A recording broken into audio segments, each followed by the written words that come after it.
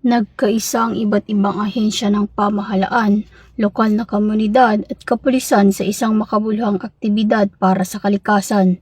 Isinagawa ang tree planting activity sa Barangay 8, Mamburao Occidental, Mindoro bilang bahagi ng pagdiriwang ng Civil Service Month nito lamang ika-15 ng Setyembre taong kasalukuyan. Itinampok ng kanilang sama-samang pagsisikap ang kapangyarihan ng pakikipagtulungan ng interagency sa pagsusulong ng kamalayan sa kapaligiran at pagpapaunlad ng pakikilahok ng komunidad. Hindi rin nagpahuli ang mga tauhan ng Mamburao MPS, katuwang ang iba't ibang advocacy support group tulad ng KK members, kalikasan, barangay officials, faith-based at MDRRMO na nagtanim ng 1,000 puno ng bakawan. Ang aktibidad ng pagtatanim ng puno ay nagsilbing simbolikong kilos ng paglago, katatagan at pag-asa, mga pagpapahalagang lubos na sumasailalim sa misyon ng ating gobyerno at mas malawak na layunin ng pambansang kaunlaran.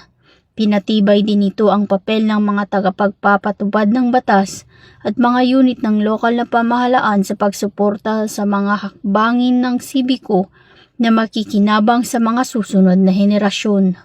Muling ipinakita ng PNP ang kanilang malasakit hindi lamang sa seguridad ng mamamayan kundi maging sa pangalaga sa kalikasan at kinabukasan ng bayan.